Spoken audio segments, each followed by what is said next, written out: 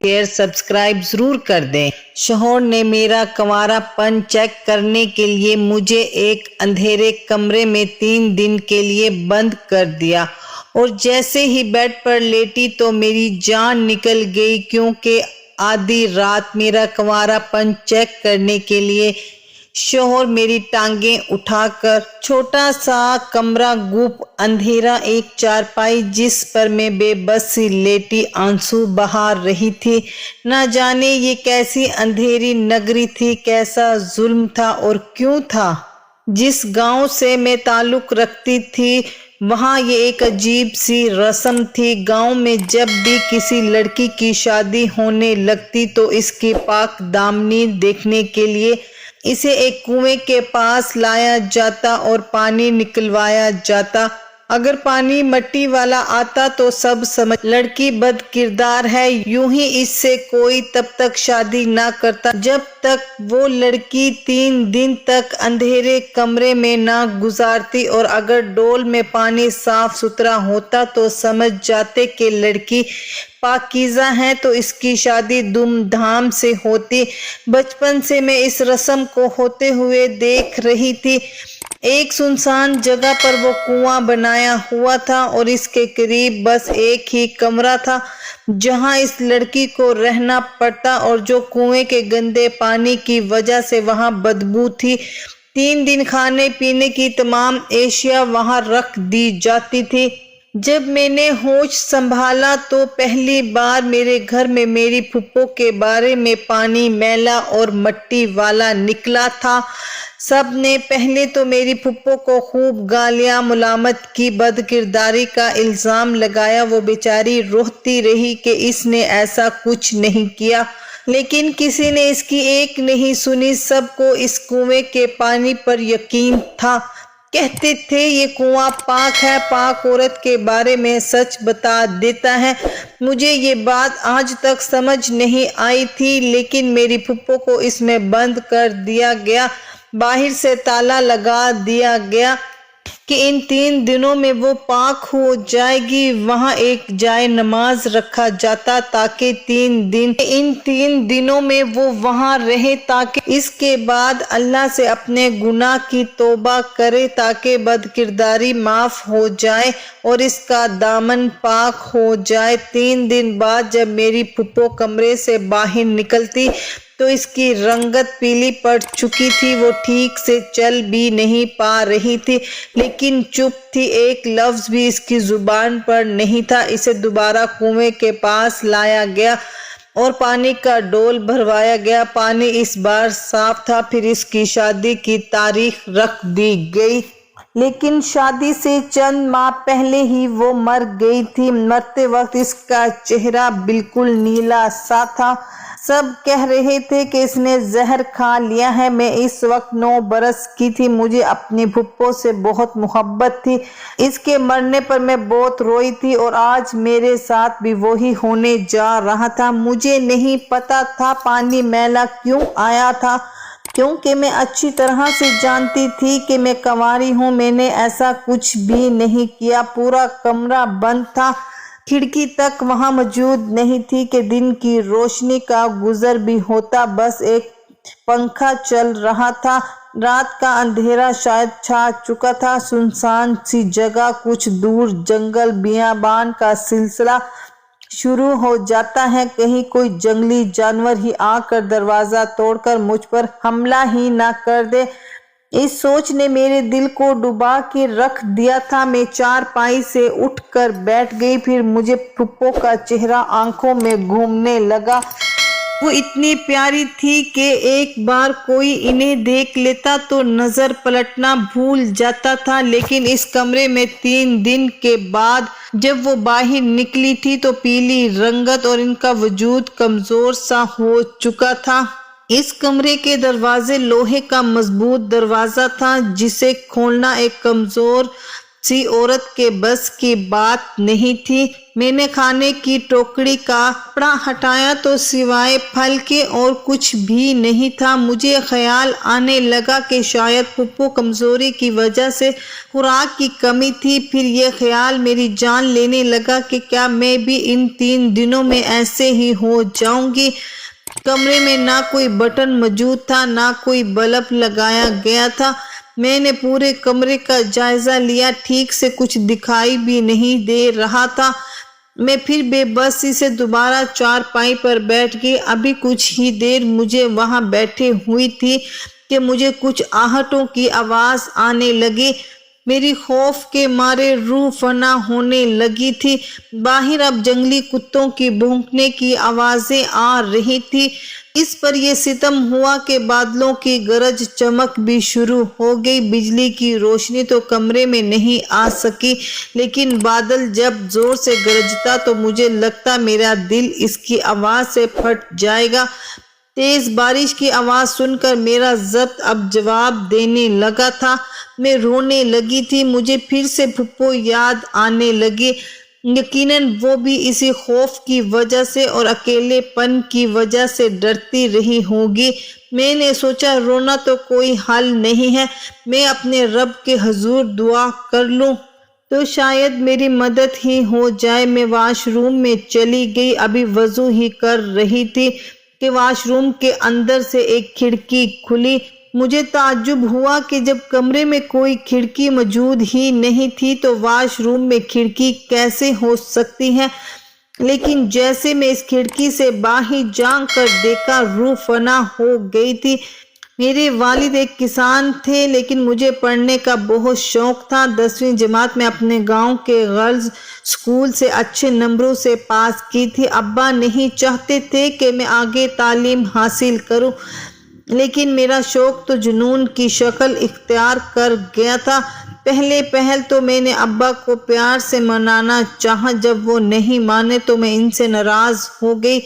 फिर खाना पीना तक छोड़ दिया। मुझे मजीद तालीम हासिल करनी थी, लेकिन अब्बा को ये खौफ था कि उन्होंने सुन रखा था लड़कियां ज्यादा पढ़ लिख जाएं तो अपनी मनमानी करने लगती हैं, माँ बाप से बहस करती हैं। इसलिए मुझे आगे तालीम जारी रखने की इजाज़त इस शर्त पर मिली कि मैं शादी वहीं करूंगी जहां मेरा अब्बा चाहेंगे।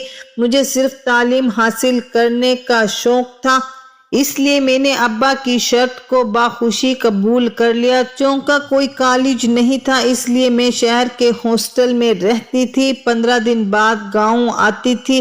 14 जमातें पास करते ही मैं जैसे ही गांव गई, अब्बा ने मेरी शादी का फैसला आना फाना कर दिया। कहने लगे, सना 1 हफ्ते बाद तुम्हारी शादी है। मैंने अपना वादा निभाया है, तुम्हें तालीम दिलवा कर तुम अब अपना वादा निभाओ। शादी के मामले में तुम कोई सवाल नहीं पूछोगी। मेरी जुबान को पहले ही ताला लगा दिया गया था, इसलिए मैं चुप सी हो गई। वो कौन था, कैसा था जिससे मेरी किस्मत को जोड़ा गया था? मुझे कुछ भी पूछने का इख्तियार नहीं था, इसलिए मैंने चुप साध ली। फिर मेरे दिल में कोई नहीं था, इसलिए जो मेरे अब्बा की पसंद थी मुझे दिल से कबूल थी।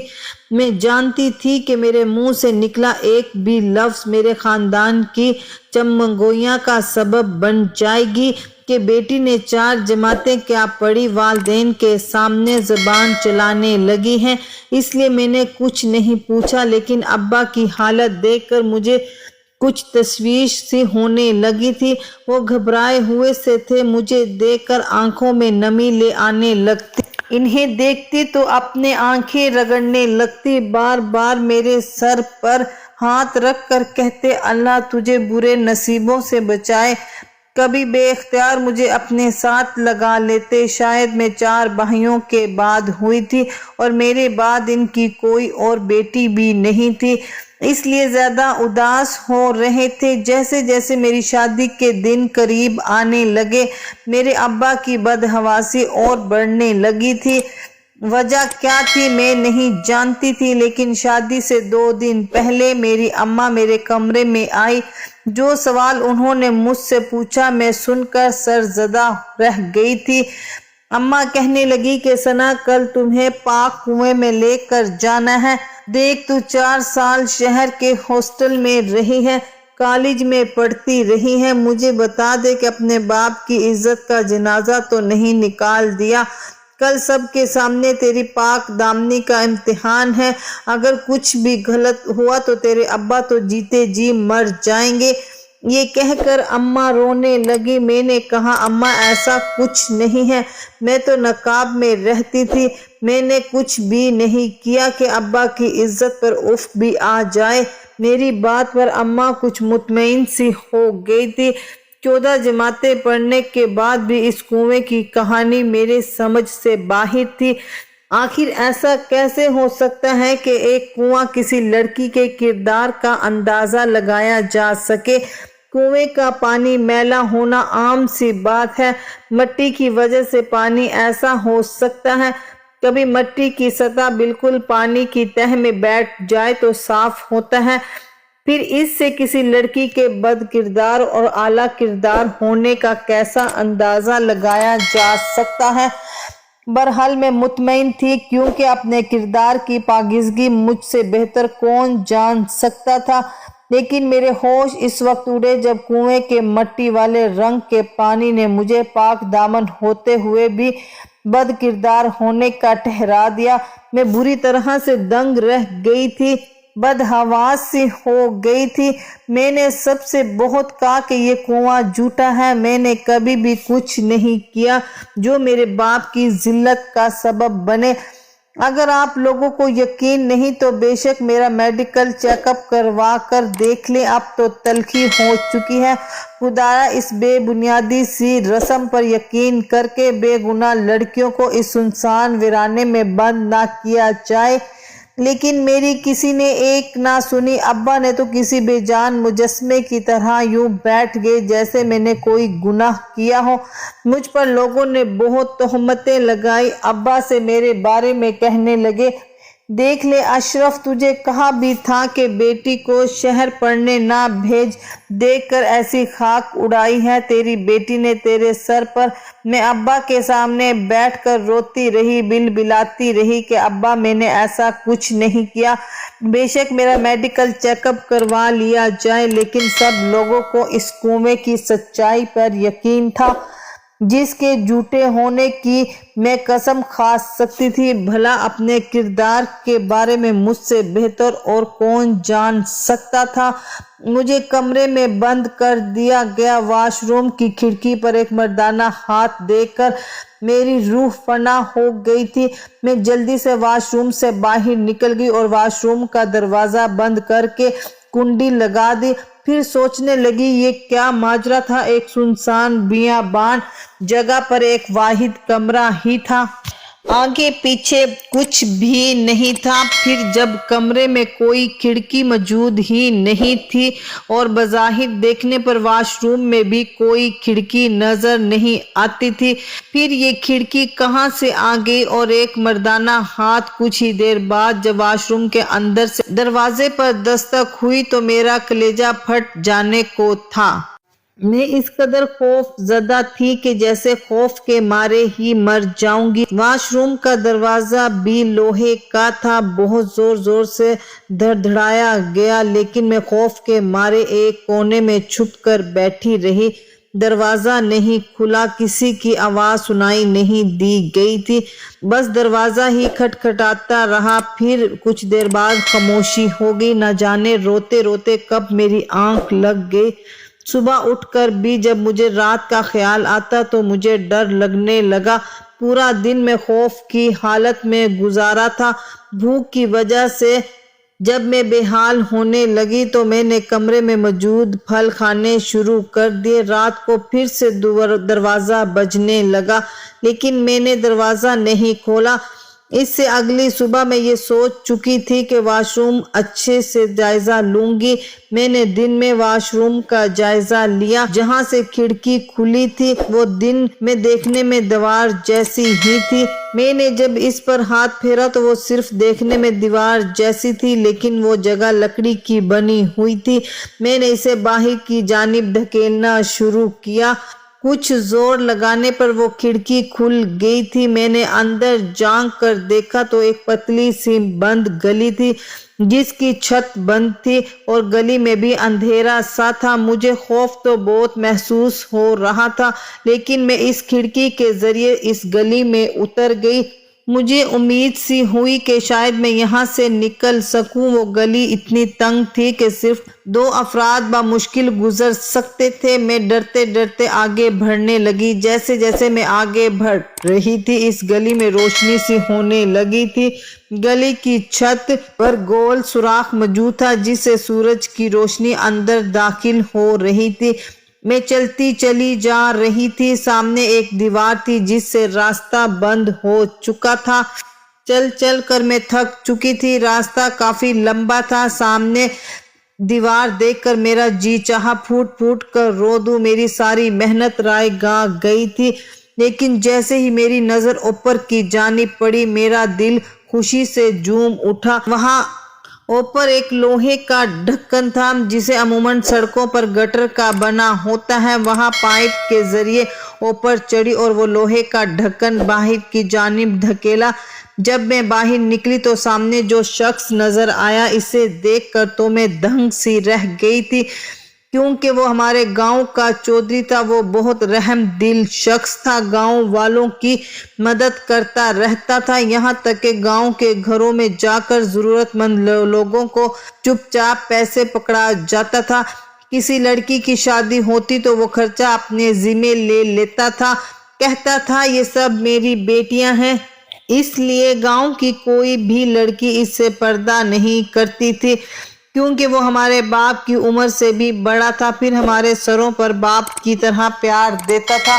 پورے گاؤں میں اس کی بہت عزت تھی۔ ان کے بڑے سے محل میں کئی بار جا چکی تھی۔ ان کی بیٹی میری ہم جماعت تھی اور میرے ساتھ ہی ہاسٹل میں رہتی تھی، لیکن وہ امیر تھی، اس لیے ہاسٹل میں اس کا کمرہ اس کے معیار کے مطابق تھا۔ میں غریب کسان کی بیٹی تھی، اس لیے ایک چھوٹے سے مناسب کرائے کے کمرے میں رہتی تھی، لیکن اس لڑکی میں غرور بالکل نہیں تھا۔ جب بھی مجھے گاؤں جانا ہوتا وہ بھی اپنی گاڑی میں بٹھا کر گاؤں جانے لگتی تو مجھ سے کہتی ثنا ساتھ ہی چلو، گاؤں پہنچ کر میں تمہیں تمہارے گھر تک پہنچا دوں گی، لیکن میں منع کر دیتی کہ مجھے ابا لینے آئیں گے، ان کے ساتھ جاؤں گی۔ میری بات سن کر وہ چودھری صاحب کہتے کہ بیٹا تم میرے ساتھ چلو، میں اشرف سے کہہ دوں گا کہ تم میرے ساتھ آئی ہو۔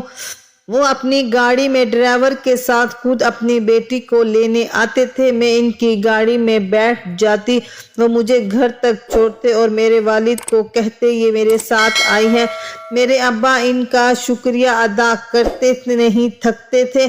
کئی بار پڑھائی کے سلسلے میں اپنے ابا کے ساتھ اس چودھری صاحب کے محل میں بھی گئی تھی۔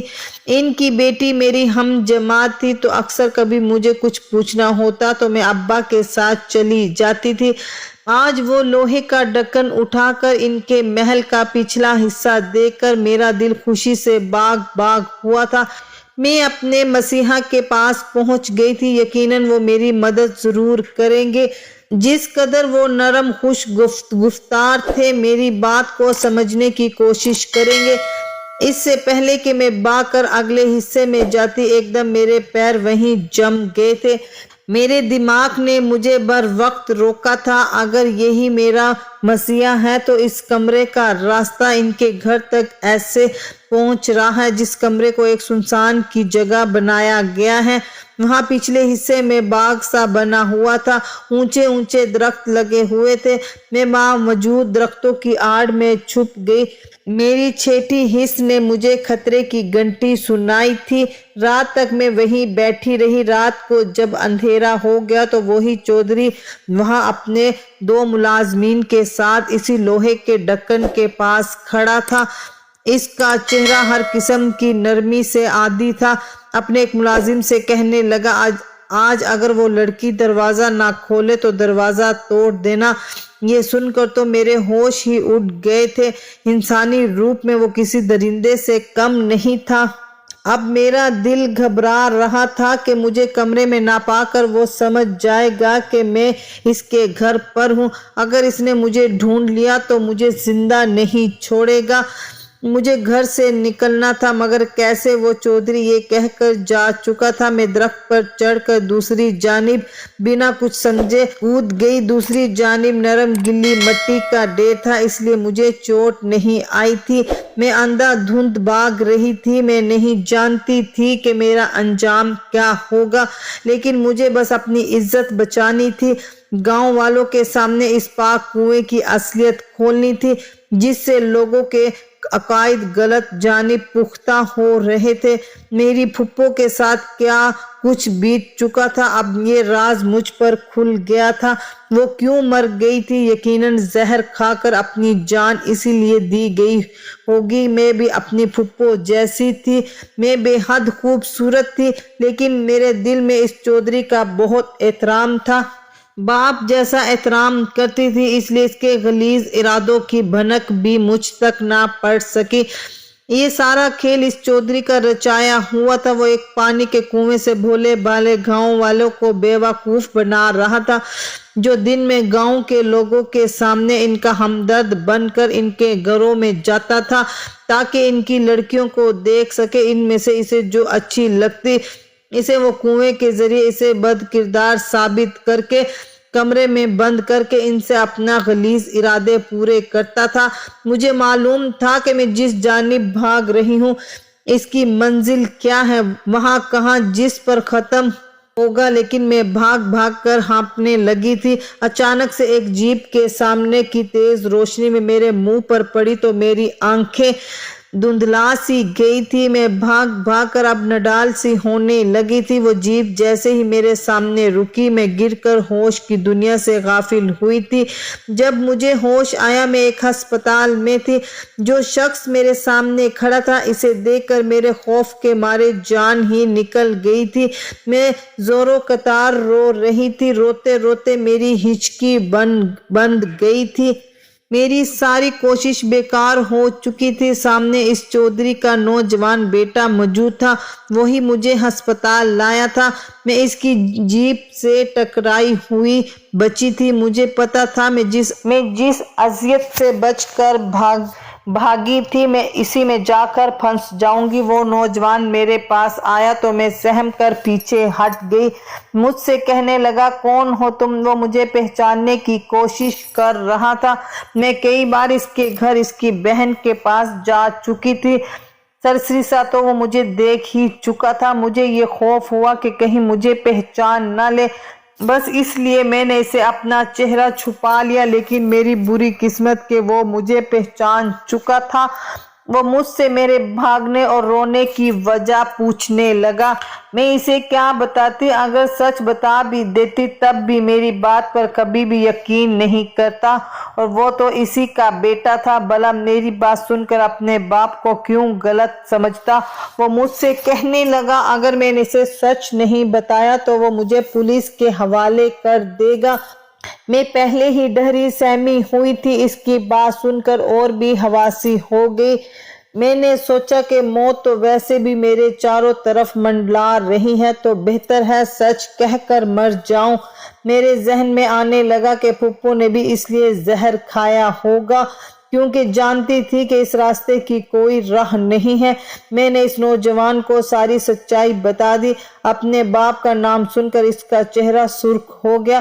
اس نے مجھے بازو سے پکڑا اور کھینچتے ہوئے ہسپتال سے باہر اپنی گاڑی میں لے کر جا کر بٹھا دیا۔ میں جان گئی تھی کہ مجھے اللہ کے علاوہ کوئی بھی نہیں بچا سکتا۔ وہ بڑی تیزی سے گاڑی چلاتے ہوئے مجھے گاؤں لے جا رہا تھا۔ میں اس کی منت سماجت کرنے لگی کہ میری جان بخش دو، لیکن گاڑی جہاں کھڑی ہوئی تھی وہ دیکھ کر میری جان فنا ہو گئی تھی۔ کچھ ہی دیر میں چودھری کو پولیس پکڑ کر لے جا چکی تھی۔ اس کنویں کی حقیقت سارا گاؤں جان چکا تھا۔ مجھ پر یہ راز اس دن کھلا کہ چودھری کا بیٹا पुलिस में है। जब इसकी गाड़ी पुलिस के सामने खड़ी हुई देखी, मुझे लगा वो पुलिस के हवाले कर देगा, अपने बाप का झूठा इल्जाम लगाने का जुर्म मुझ पर साबित कर देगा। लेकिन जब मैं इसके हमरा ही पुलिस स्टेशन के अंदर दाखिल हुई, बहुत से पुलिस हलकार इसे सलूट करने लगे, सर सर कहने लगे। वो मुझे अपने ऑफिस में ले गया, सारा बयान तहरीरी तौर पर लिखवाया गया। फिर मुझसे कहने लगे कि अगर तुम सच्ची हो तो मैं तुम्हारा साथ जरूर दूंगा।